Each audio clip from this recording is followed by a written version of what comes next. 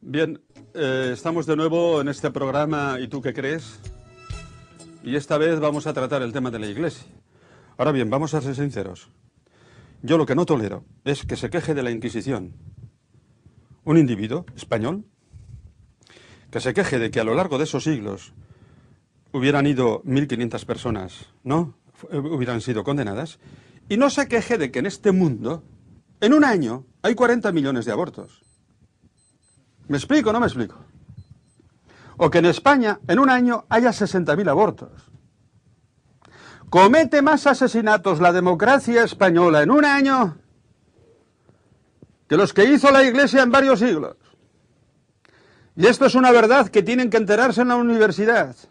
Lo que pasa es que tienen la hipocresía de no llamar al aborto asesinato.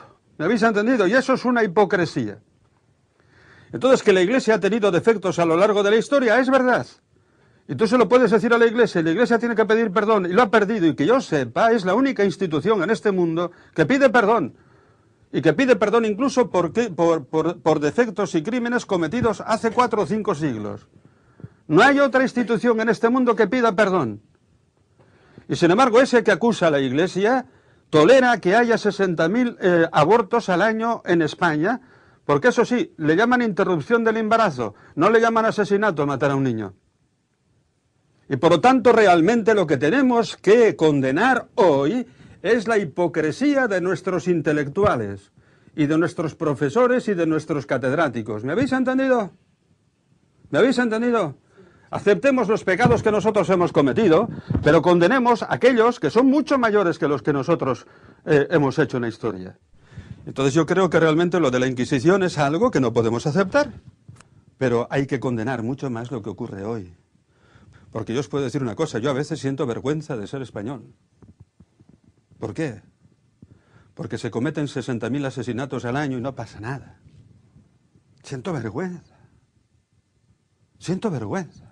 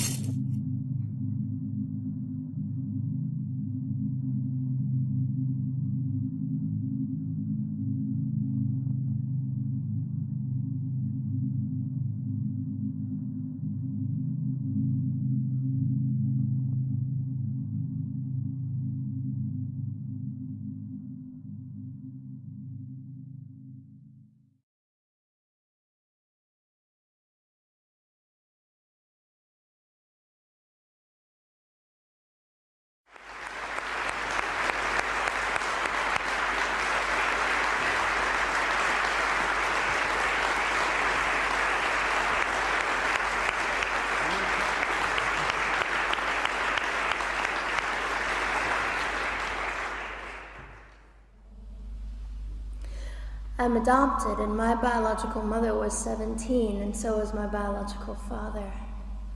She was 7.5 months pregnant when she decided to go to Planned Parenthood, which is the largest abortion provider in the world, and they counseled her to have a late-term saline abortion, which is a saline salt solution that is injected into the mother's womb.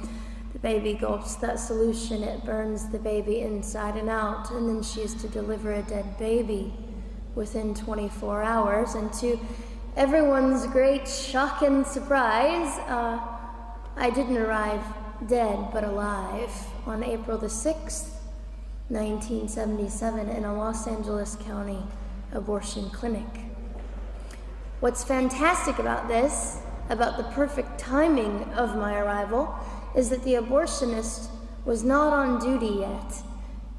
So he wasn't even given the opportunity to continue on with his plan for my life, which was death. And I know that I am in a government building, and a beautiful one it is, and I love your country as well as my own. But I know in the age that we live in, it is not at all politically correct to say the name of Jesus Christ in places like this. To bring him into these sorts of meetings, because his name can make people so terribly uncomfortable. But I didn't survive so I could make everyone comfortable.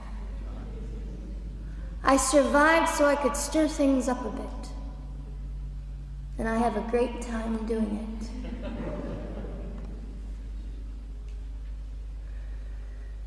And so I was delivered alive, as I've already said, after 18 hours. I should be blind, I should be burned, I should be dead. And yet I'm not. You know what is fantastic vindication is the fact that the abortionist had to sign my birth certificate. So I know who he is. And it also says, for any skeptic listening, on my medical records, born during saline abortion. Ha! They didn't win. I've done some research on the man that performed the abortion on me. And his clinics are the largest chain of clinics in the United States of America, and they gross $70 million a year. I read a quote from him at some point several years ago, and he said, "I have aborted over 1 million babies, and I consider it my passion." I tell you these things because, listen, ladies and gentlemen, we are in an interesting battle, whether we realize it or not, in this world. It is a battle between life and death. What side are you on?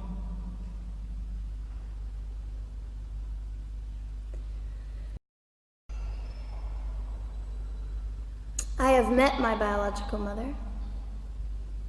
I have forgiven my biological mother. I am a Christian.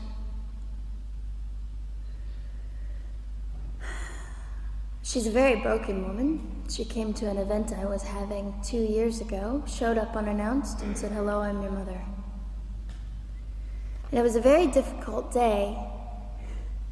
And yet, while I was enduring all of this, you'll probably think I'm silly, but I was sitting there and I was thinking, I don't belong to you. I belong to Christ. I'm his girl, and I'm a princess.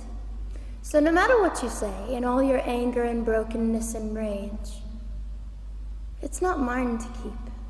It's not mine to carry, and I won't. I was saying all this inside. So, ladies and gentlemen, you have an opportunity. But for just a brief moment, I would like to speak directly to the men in this room and do something that is never done. Men, you are made for greatness. You are made to stand up and be men. You are made to defend women and children, not stand by and turn your head when you know murder is occurring and do nothing about it. You are not made to use women and leave us alone. You are made to be kind and great and gracious and strong and stand for something. Because men, listen to me, I am too tired to do your job. Women, you are not made for abuse. You are not made to sit and not know your worth and your value. You are made to be fought for forever. So now is your moment. What sort of people are you going to be? I trust incredible. I trust, men, you will rise to the occasion. To the politicians listening, particularly to the men, I would say this: you are made for greatness, set your politics aside. You are made to defend what is right and good. This fiery young girl will stand here and say, now's your moment. What sort of man do you want to be? A man obsessed with your own glory, or a man obsessed with the glory of God?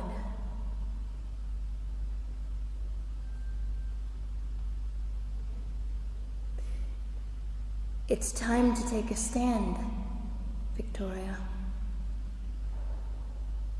This is your hour. God will assist you.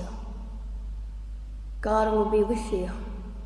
You have the opportunity to glorify and honor God in 2008.